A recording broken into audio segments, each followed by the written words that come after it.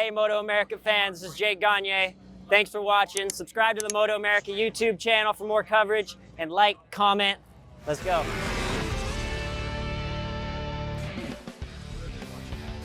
Welcome everybody to MotoAmerica Superbikes at Monterey. It's our final race of the day. Those watching on Facebook Live, welcome to a beautiful facility at WeatherTech Raceway Laguna Seca in Monterey, California. The Twins Cup are coming up. Their one and only race here at Laguna Seca. Looking at that starting grid, you see a very determined Caleb Decaro. He's going to be starting from that second row in fifth. He's got his beautiful girlfriend, an umbrella girl, holding in the shade over him. His teammates just in front of him. Hayden Schultz with his first front row start of the season. It's an all Aprilia front row. Jody Berry taking the pole, Anthony Mazziotto next to him, and Hayden Schultz, the final rider on that front row. Let's send it down to the third member of our team, Michael Hill, who is trackside. Yeah, thank you, guys. I'm super excited. I've never been on the front row of the grid before. It's been a great qualifying for me, so I'm quite happy. Jokes aside, let's have a look at the riders on the front row. It is an Aprilia lockout. Jody Barry on the righteous Redding machine. Give us a fist pump. We won't talk to you, but have a good one, buddy. Anthony Mazziotto down here as well. He's looking at this full gas, absolutely. And then let's move along to the Robum Engineering guys down here. Max Flinders, who will be singing in about an hour's time, so that's going to be pretty good. Hayden Schultz, his first front row with the Robum Engineering. All good? All good, yeah, he gives us a thumbs up. Let's go back onto row number 2. Teague Hobbs, the best of the Suzukis down here. All good, Teague? Yeah, he's just doing the last couple of minute stretches before he gets up on the second row. Then we go back to Caleb Decaro, no stranger to winning here at the WeatherTech Raceway Laguna Seca. Then we go across to Toby Kamsuk, or do we call him Slick now because he's got a hairstyle pretty much like me, on the second row of the grid, and looking good is Toby Tentake. All good, Toby? Good job, he's looking forward to it. Very quickly, there is Jackson Blackman, the double winner last time out on the pink machine. He looks happy, he's ready for the fight. There is Chris Parrish, and here is Liam McDonald, the Kiwi, the flying Kiwi as we know him. And oh, Trevor Standish is over here. Trevor, very quickly, I can't speak to the riders, we don't have too much time, but are you a groupie this weekend? You're the sole member of the Liam McDonald fan club. No, I've been Liam's biggest bully this weekend. I've been his spotter over in turn 3 and a couple other places, telling him where you go faster. So hopefully he can learn a thing or two and get a good result today. I'm looking forward to it. He's doing well. So clearly he went and talked to somebody else then, because he's going pretty fast. He didn't listen to you. That's no way he listened to you. Yeah, I don't know. We'll have to see in the race. Cheers, Trevor, and let's hope that Trevor is going to be able to ride pretty soon. We've got about a minute to go. Let's just have a little bit of look further back. There's Ryan Snooks down here as well. There's John Knowles. Let's just give a quick shout out to John Knowles, because he had his best results in MotoAmerica Twins Cup. He was in the top 10 last time out. I got to say, mate, shake your hand. That was a great result last time out. Looking forward to this one? Yeah, absolutely. This is my home round. I'm stoked. Let's go. Okay, we're going to clear the grid, so we are going to hot-foot it off the grid, and we will throw it back up to the podium, up to the commentary box, let's say, with Bobby Floyd. Back to you, mate. Thanks a lot, Michael. Getting ready, and boy, a frantic start to this Twins Cup after an exciting Honda Superbike. This is our final race of the day, and Roger, one of the things with the Twins Cup is it's not a double race weekend for them. It's all or nothing today. And also the interesting thing in this class, the top 7 guys qualify within a half a second. And if you look at the top 8, they're all under a second. So it's going to be interesting to see how this race plays out with so many different guys going so fast this weekend. And names like Chris Parrish, former champion, Jackson Blackman coming off those wins, Toby Kamsuk, one of his best runs so far this year, Caleb Decaro, a winner here, Teague Hobbs, a multi-time winner this year, Hayden Schultz, we've always seen him the past 2 years up at the front. Mazziotto showed what he could do at the Ridge. Jody Berry's been up front and taking victories. There are 8 guys that could win this race. And at the Ridge as well, a couple guys were having problems with overheating issues. They're not going to have that problem today, I wouldn't think, because the temperature is perfect. Yeah, it's like 72 degrees out there, and it is sunny, mind you. That sun can get to you, but as far as temperature is concerned, I mean, it is beautiful. It is a great day. So for those of you watching at home right now on MotoAmerica Live Plus or Facebook, I'm Robbie Floyd. He's Roger. Can it get any better than it is right now? I mean, this is one of those postcard kind of days. No, I mean, definitely. I've been coming to the Laguna a long time, and this is probably the best weather for 2 days in a row Ever. that I've ever seen. There's been no fog in the morning, and it's been some awesome racing as well. And we still have one more day to go tomorrow. We will wrap it up. And again, so instead of seeing, say, the Twins Cup today, you'll see Stock 1000, some Super Hooligans, as well as the Mission King of the Baggers as well, in association with the Super Sport, the Junior Cup, and the Honda Superbike. So there's the famous corkscrew as we take a look at our starting grid for the Twins Cup, brought to you by Cardo. It's going to be an outside pole. The left hand, it's weird.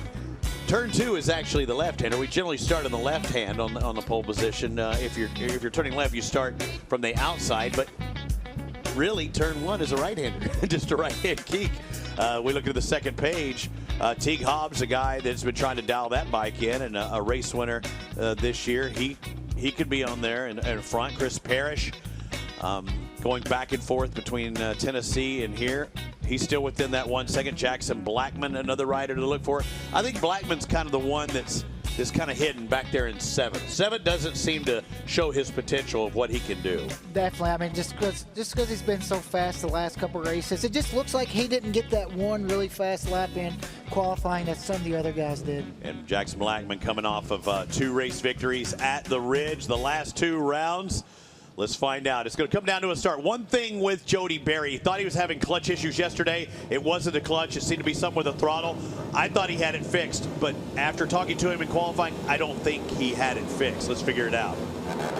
Is he going to have issues or not? We might not even find it until after the race is over. Looked like a lot of wheeling by Hayden Schultz as he had to cross the track. But also a good start out of Mazziotto. And I think Jackson Blackman, too. Is that Blackman up into there about 5th?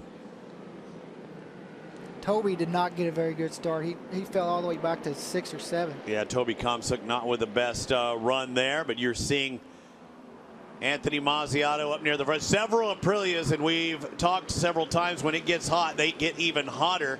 Again, not much testing with the Aprilias. They have to run somewhat stock electronics, and just things aren't matching up quite right, and they can't keep them cool.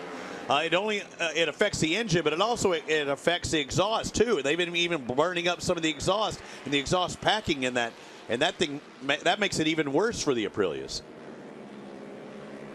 And it's not just one. Let's go down to Michael. Yeah, great start at the front, but a little bit further back. It looked like there was some kind of problem for Chris Parrish. He had his hand in the air. Liam McDonald went around the outside as we have the 6 riders now coming in towards the corkscrew. And a lunge on the inside. A beautiful move there from the Robum Engineering Aprilia. They change places as they come down under the bridge and into Rainy Curve. I said before this race started it would be a 14-wheeler. That's 7 bikes. We've got 2, 4, 6, 7 bikes. I might put the lotto on tonight, boys. Yeah, it was a strong run by Hayden Schultz there, getting by what I believe was Jody Berry. Yes, Jody Berry. So now you have 2 Robum Engineering bikes, and Caleb Decaro out in front of his teammate Hayden Schultz, Jody Berry. You see Anthony Mazziotto, the 518 or 516, just behind Jackson Blackman. I mean, it's a good start for Blackman too. I mean, as long as he can stay there and keep that pack, that's what you want out of him. Yeah, I mean, he's right there. He's in the race. Whoa! Oh, mistake out of Hayden Schultz in the turn 2. That was a hell of a save. He could have got chucked off that bike just as easily. Almost looks like he might have went back in extra gear. You see when he kind of let that clutch out, the rear really came around. Wanted to step out on him, didn't it? And he did a good job, because once he was lined up, he shot back on the track, trying to at least gain back 1 more position. But back to Jackson Blackman, definitely, you know, coming from the 3rd row. Really good start for him. He's already into the race. Let's take a look back at the replay of what happened to Hayden Schultz. We'll look at for the 49 in this picture. He should be in 2nd place as he goes into that turn 2. Let's take a look. The rider on the inside there. See, as he looks like he just went back maybe extra gear for that corner, which is really easy to do through there because it's going downhill and you're braking really hard. You see right here, he gets on the gas and tries rejoining in there, but he also had Jody Berry, and he was trying to make sure to stay underneath him and kind of, you know, hold position and push Berry wide, but he got into a spot. And when that back end, it almost kind of like locks up. I mean, a lot of people have been in those rental cars and grabbed the e-brake. That was the same kind of feeling he was getting. Exactly what it feels like, but now it's kind of gave him a chance for the top 2 guys to kind of pull a little bit of a gap. One of the riders having some issues there. It looks like the 200 of Joe Melendez having an issue, but he's going to remount and try and get back into the mix. Twins Cup Lap number 3 of 13. Heading down that front straight, turn 1, now heading into turn 2. Caleb Decaro, the points leader. The one and only race this weekend in Laguna. And Chris Pears, 8th place with the fastest lap of the race with a 32.3. And didn't we say we thought he had some issues, or Michael said he had issues on that start, so once he got things sorted out, if he could see that group and just kind of pick one off at a time. You could see him right in the back of the picture there as those guys were headed into turn 4. Been told we may have some issues with our sectors because an issue with one of the sector or timing sectors, but we'll take a look back at what happened to the 200 when he ran off here. Well, it's just straight. Straight is not great. No, and going down pretty hard too. He knew he was coming in there, and there's no way gonna be able to stop that bike. Carried way too much speed into the corkscrew, and he could see that air fence coming up and did the right thing. And that's what's good to have those gravel traps at safety. Yeah, gravel trap, the air fence, doing every safety precaution. This is turning out to be pretty good for Caleb Decaro. You know, he's pretty honest with me. I mean, we're both, you know, Texas guys. I know he's originally, I think, from Minnesota, but I mean, he lives in Texas, and I talked to him a lot off the side, and he just said, you know, the bike feel-wise is not there. It almost seems like a suspension thing, and you know, just having that bike and feeling those bumps and transmit through your handlebars is not a good feeling, Michael Hill. Yeah, and it's interesting to see. I expected this race to be a little bit closer, and it seems as though Caleb Decaro's strategy is to try to break them at the front. And I did speak to Caleb after the ridge. What he doesn't want to get involved in is a 5 or 6 rider fight where he could get shuffled back in the pack to maybe start the last couple of laps in 5th or 6th position. That will be very, very difficult, especially around this circuit, to fight for the victory. So it looks as though Caleb Decaro's plan is get a good start, lead from the front, and try to break the group. And at the moment, the only rider that's seemingly able to go with him is fellow Aprilia rider on the Righteous Racing Machine, Jody Barry. So this could be a good strategy from Decaro and a really good response from Jody Barry. The top 2 now are easing away. Also, with the lap times as well, it's not as fast as they went in qualifying. Yeah, it helps Caleb, doesn't it? No. They were into the 31s then. That's another reason why I thought this group would be a little bigger. But Jody Barry's looking real strong right now. He's always kind of looks like he's trying to, you know, make a pass every corner, looking around. And also, we've seen it out of Caleb so many races where he might not qualify that well or be that fast in practice, but when the race comes, he can always figure it out. And I see that blue and pink bike working up to 4th now, Jackson Blackman on the Yamaha. And he's the rider. Again, I said he started 7th, but that Jackson Blackman Racing entry, the one that's kind of the sleeper, coming off back-to-back victories. And if that truly is the motor that his dad said it is, and that was Caleb Decaro's from 2 years ago, we know that's a fast engine that's in there, a tried-and-true format, where these Aprilias, they still don't have all the modification parts that the Yamaha has. And also that lap, Caleb, the only guy in the 31s with the fastest lap of the race. But you can tell this group, it looks like it's starting to kind of bunch up a little bit. And is that Toby Komsuk in 5th now as well? You've got all 3 Robham Engineering guys inside that top 5. So again, it's a brand new team in the Twins, a brand new bike with the Aprilias, but these guys are starting to figure it out. Yeah, well, actually, Hayden Schultz is a little bit off the group in the 6. It's a 5-rider breakaway, but this is the, you know, Toby's been quick in practice and qualifying, and this is the strongest ride we've seen out of him this season. Haven't seen much out of Anthony Mazziotto in this race, but again, he's that 3rd bike into the picture. He's kind of just watching it all unfold in front of him, and as long as they don't pull away, Mazziotto might be the one to watch for. And now Jody Barry made the pass for the lead, so we're going to see what he can do now that he's going to have some clear track. Jody's had the ability. We've seen it in his qualifying times. You know, he was able to turn a 31.79. Even Decaro's fastest lap of the race, that 31.94, was still 2/10 away from that.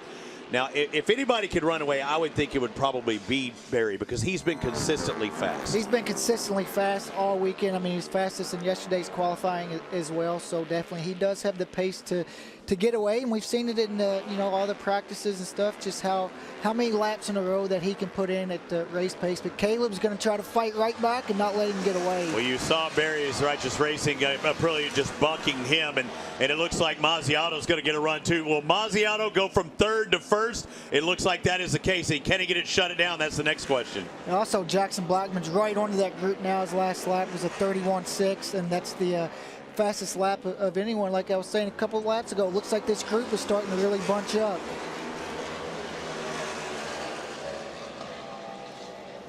The winners this year have been Decaro, Hobbs, Berry, Blackman.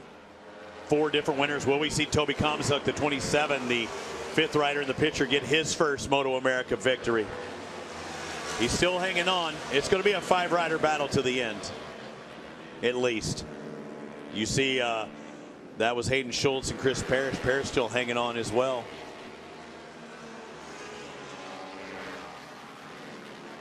Toby Komsuk again has this 4-rider gaggle just in front of him. Now Caleb Decaro goes by Mazziotto. Just 2 years ago, I had no idea who Caleb Decaro was. A guy that qualifies, I believe, 13th, and then I started watching that race with Jonathan Green, and I'm like 13th to 10th to 9th, and he kept picking riders off literally in no time. It didn't take me long to realize who Caleb Decaro was, a former super sport rider that had been out of the series for a couple of years, and now that he's been in Twins, he's found his home. He's definitely found his home in Twins, and even now he's going to get more time on the Aprilia. Getting every race, he looks like he gets a little bit stronger, a little bit more comfortable. And like we were talking about, he wasn't that comfortable in practice and qualifying, but like I said, always in the races, he always seems to figure it out. And also Michael Coppola is the guy who works on that bike, not here this week. And Michael Hill, you have more?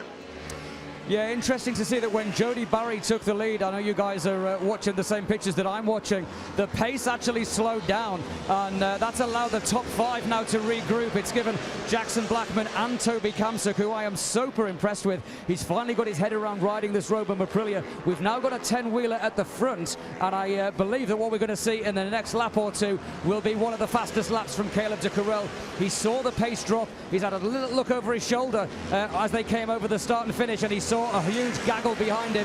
He knows now that he's got company, and he's going to go back to plan A and try to break them again. And you can see now as they come up the Rahal straight in towards the corkscrew, he's already now got a couple of bike lengths advantage over Jody Barry and Mazziotto, who are now swapping places into the corkscrew. I think that's going to be the thing that helps Caleb Decaro. I don't know that Decaro can break him on his own. If these 2 guys keep racing each other the way they're doing right now, that will help him. We've seen those 2 guys in all the practices and qualifying together as well. So, they kind of know where each other's strengths and weaknesses are. But it just looks like Jody Barry, every time he gets into second or he falls back, he can march his way back to the front pretty quick. I got an ad, too, and it just hit me, and I can't remember why. Remember I talked about the difficulties? He thought it was a clutch issue.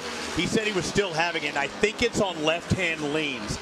And he compared it to, and I said it wasn't like this. You know how you're in a rental car in a different car, every now and then it has that, lane sensor, or if you're closing in on something, it kind of hits the brakes. He said that's what that bike was doing. He said when on some hard leans, all of a sudden it just starts slowing down like it's trying to stop itself, almost like a lean sensor or something like that. So something's going on with that bike. He questioned if it would be doing it each and every qualifier. It's probably happening right now. It looks like it, because sometimes he loses a lot of time, and then other parts of the track he really picks catches it. So if it only happens in lefts or something, it's bad, because this is a counterclockwise circuit. There's more lefts than right. But I believe that's where he said it did. But if it happens intermittently, you just don't know when it's there. And that's probably the worst thing, isn't it? And also it kind of plays in your mind, too. You don't know when it's going to happen. Yes, and that is the worst. There's Chris Parrish trying to work his way up after that start in 7th place, starting to put the pressure on Hayden Schultz on the Robin Engineering Aprilia. But the Ghetto Customs rider, former champion just 3 years ago in this class. You had Alex Dumas taking championship 2 years ago, and Rocco Landers, the series champion last year. As Chris Parrish says, I'm doing it for the old guys out there, and he is doing it well. Had some unfortunate instances where a couple mechanical failures, had a clutch adjuster break at the ridge and causing him to shoot off the track, and something else happened in the 2nd race, but he's trying to wash that out of his mind and have a good race here. Jackson Blackman now starting to put the pressure on Jody Barry and work his way up into podium position. Watch that blue and pink bike with 5 laps to go. Jackson Blackman just sitting back, may be the one to watch here towards the end. That Yamaha tends to get faster as the race goes on. Also, Caleb's really dropped the pace, too. You can see that gap he's got with the last lap being the fastest lap of the race at 31.5. That's quicker than these guys qualified. He's fine to maybe even getting used to that situation, too. It takes some time. If it ain't right, you learn how to ride with a bike that ain't right. You learn how to go faster on something that ain't right.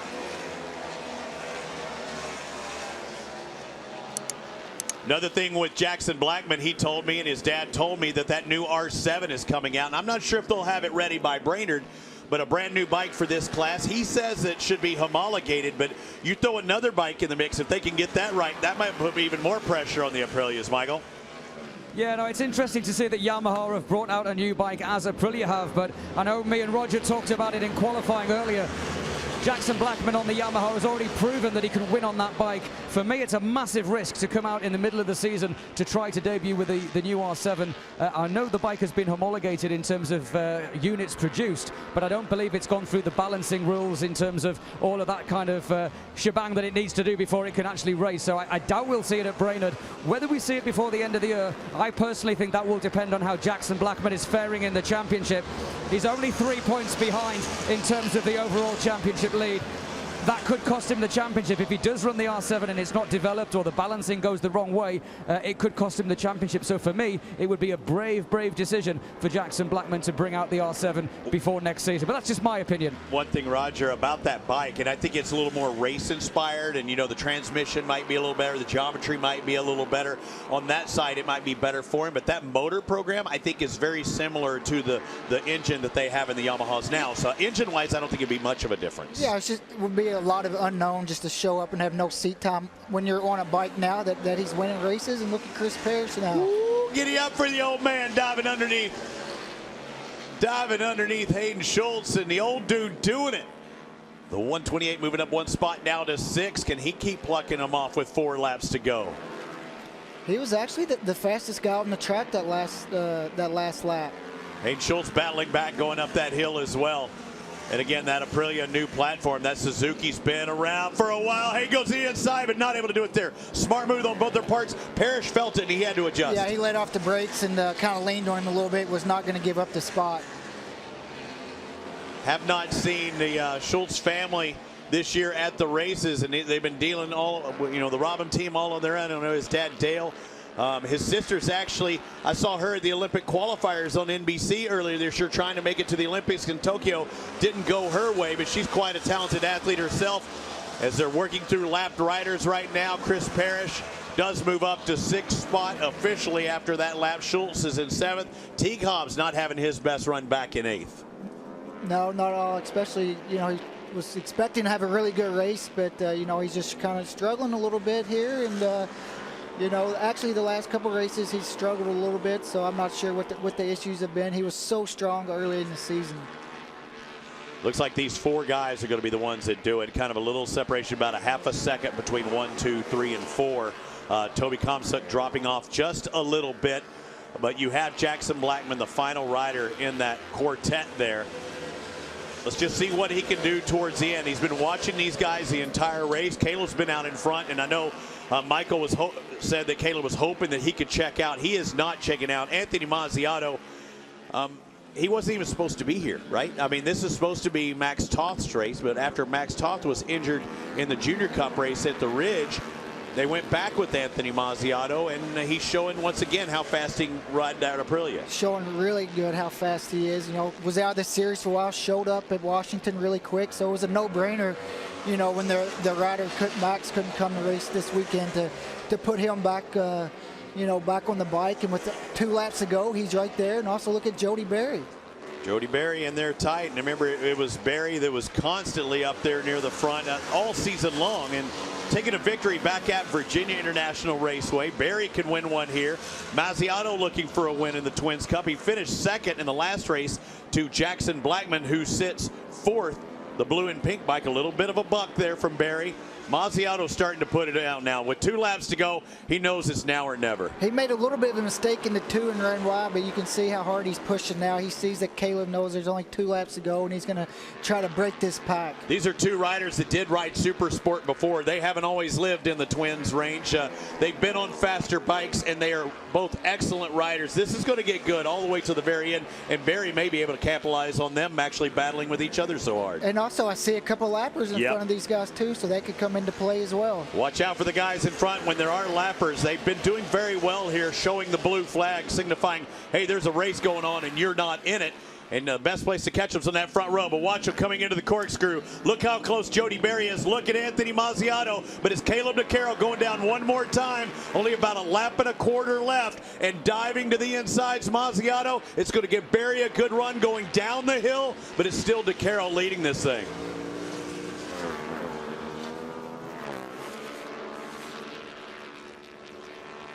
Caleb Decaro, the 51.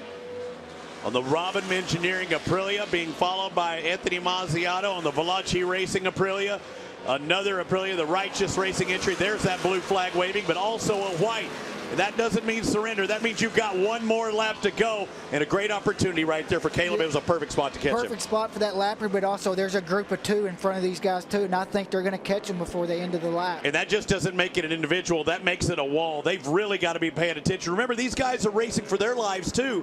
They're coming to Laguna Seca wanting to finish inside that top 15 and take home a point in MotoAmerica Championship. And it is going to be a wall. Look at what's in front of them, and it's going to get into some of the tighter spots. Yeah, this next turn 5, that run up to 6, and it's going to be a tight one. And being the first guy too, you really have to pick your places. And right there, running all the way to the outside, this could be important. Mazziotto's going to get a good run on the inside, but look at Decaro. He swings around that outside, keeps on the gas, gave him just enough room. He used all of that exit. And the one who got the raw end of that deal was Jody Berry. He didn't make it past those guys. You see the inward lane. We're on the last lap going through the corkscrew. Where's it going to happen, Roger? If Mazziotto, he's putting the pressure on. Caleb enters this corner wide, and Mazziotto's a little lower. I was thinking if he was a little closer, he could have maybe snuck up the inside there. Turn 11 is going to be at the left-hander. Look, more lappers just in front, working through. Jackson Blackman back in third, going through. What's going to happen? Look at the 2 lappers just in front, going underneath, going to try and drive out. Mazziotto's going to get an excellent run, but look, also a little bit of a draft for Caleb Decaro. That's going to help pull him to the finish line, right to the end. Caleb Decaro takes the victory. That's his 3rd win on the year, extends his points lead. It's going to be Anthony Mazziotto in 2nd, Berry in 3rd, Blackman, Comstock, Parrish rounding out the top 6. Fist bumps all around. Anthony Mazziotto said, bro, I gave it everything I had. That was a good run right there. Jackson Blackman looking over. There's a man 2nd in championship points, trying to give him congratulations. Jody Berry knows that those lappers might have cost him an opportunity, maybe not even for the win, but a chance to get 2nd. Definitely would have been closer, and would have got a run up on the to the corkscrew on those guys. But sometimes that's just the way it plays out. Looks like Mazziotto still got some wheelie skills too on his Aprilia. The RS660, 1st, 2nd, and 3rd. Aprilia 11 this. I believe the Aprilia representatives were here this weekend too, so they get one race and they get a full sweep. That's got to be special as a manufacturer for them. And not only that, it's 3 different teams as well. It's not like it's one team that's come in and on one bike. It's one brand, but 3 different teams. First Yamaha, Jackson Blackman in 4th. First Suzuki is Chris Parrish in 6th. Teague Hobbs in 8th. Behind Hayden Schultz, Liam McDonald, another top 10 in 9th, and a top 10 for Darren James on his Yamaha. Corey Hart finishing 11th, and the best lap of the race was his last lap of the race, and you always love that as a racer. That shows that you're pushing till the very end, Roger. They do their cool down lap, and Caleb Decaro, he probably doesn't want 2 races here at Laguna Seca this weekend. That was one that it was not easy for him at all. Not at all. And you just seen in the interviews all weekend, this weekend has been a little bit of a struggle for him. Hasn't been as comfortable as he's been at some of the other classes. But even look at Caleb Decaro's last lap. That was his fastest lap of the weekend, and Anthony Mazziotto's last lap was the fastest lap of the race. So those guys were pushing all the way to the end. We take a look at the final results at Laguna Seca for the Twins Cup, brought to you by Geico Motorcycle Insurance. Took 20 minutes for this race, but Caleb Decaro proved he had the fastest Aprilia of the bunch. Mazziotto, Berry, still a tight points battle, but the first rider to take 3 wins this year is Caleb Decaro. Still going to leave Blackman and Hobbs with 2 apiece. Jody Berry still looking for his 2nd. Find your favorite rider there in the lineup. looking to make sure as they head to Parc Fermé. Again, they pull up there to the victory podium. There is second and third, left to right. Anthony Mazziotto. I believe he's a barber in his full-time duties back home.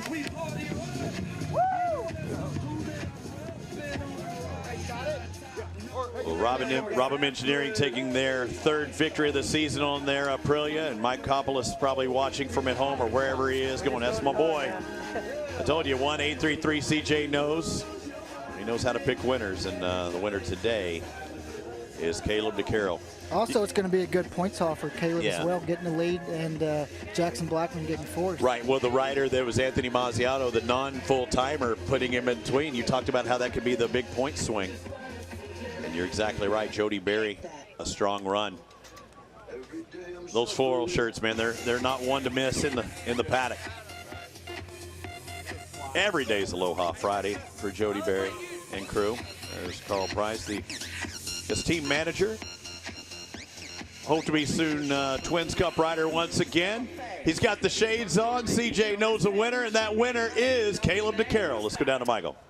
Yeah, I'm down here with Caleb Decaro. The glasses are on, the smile is there, the cap is on. That was almost a perfect race, buddy. It's like 2017, 2018 all over again, but this time you didn't have to do it from the fifth row of the grid. Yeah, no, I mean, I had a blast out here at Laguna Seca. I love this track. It's just an amazing facility. Obviously, the history with the corkscrew and everything, and just the GPs racing here. It's an amazing track to get to ride. I love the place. My Aprilia, Robin Engineering Aprilia RS660 was working amazing out there.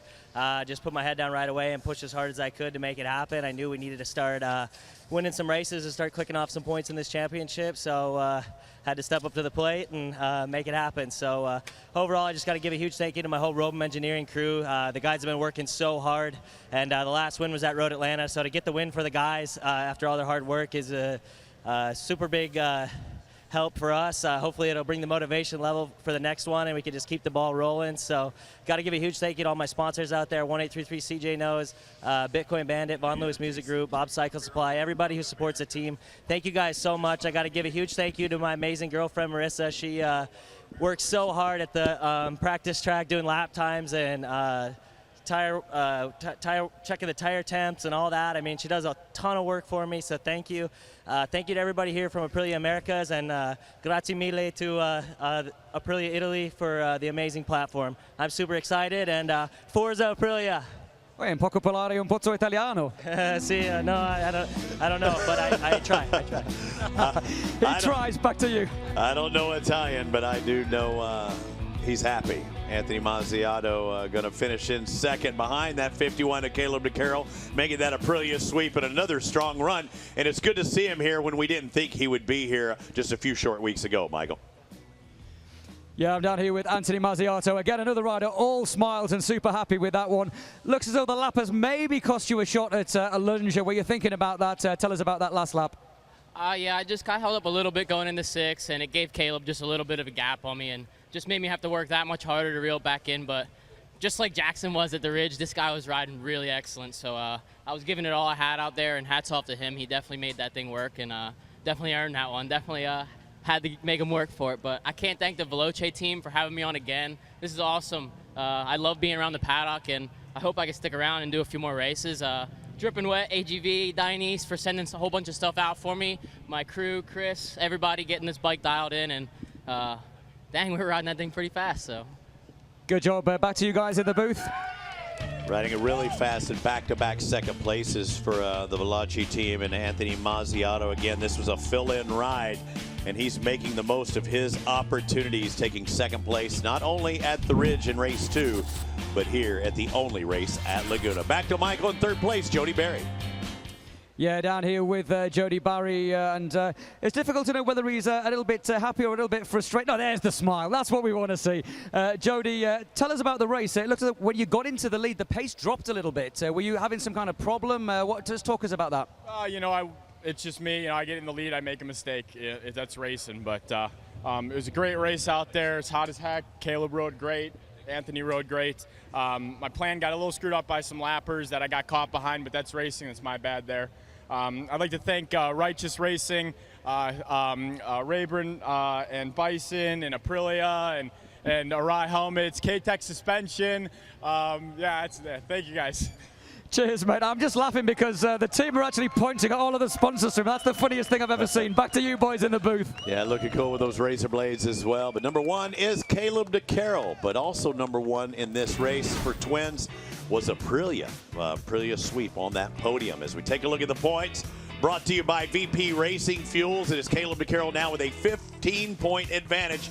That was a big haul. You called it. I mean, it wasn't just that Caleb Decaro finished first. It was that Jackson Blackman finished fourth, Raj. Yeah, just a big points haul for him. But we've seen how competitive this class is, and the same thing could happen the next race with Jackson Blackman winning and gaining a bunch of points on Caleb. Caleb's looking at that distance between first and second, a full 40 points over third. And again, the thoughts and the memory of Nicky Hayden still all around here at Laguna Seca and the famous corkscrew. And we're glad everybody could be a part of it today. As we take a look at the schedule for tomorrow's race, we start things off in the morning on MotoAmerica Live Plus with the King of the Baggers warm-up at 8:55 local time, followed by the Honda Superbike with their warm-up, Super Sport, and the SportBikeTrackGear.com warm-up again. As we look at the things to do here and everything else to see, you notice some races. 1, 2, 3, 4, 5, 6 tomorrow. Normally we only have 5, and there's no more twins. But we have the Thousands, we have the Super Hooligans and Roland Sands, the Mission King of the Baggers, and of course our Honda Superbike, SportBikeTrackGear.com shooters, and the Super Sports. Raj, it was a good day. I think we should do it again tomorrow. Yeah, it was a great day, and I can't wait to see tomorrow. A lot of these guys are going to be able to sit down with their crews and make some changes and try to be a little stronger tomorrow. And have the final race of the weekend tomorrow and get ready for Brainerd, not too far down the road, but it's all about the beautiful Laguna Seca Raceway here in Monterey, California. For Roger Hagan and Michael Hill, I'm Robbie Floyd. We'll see you mañana.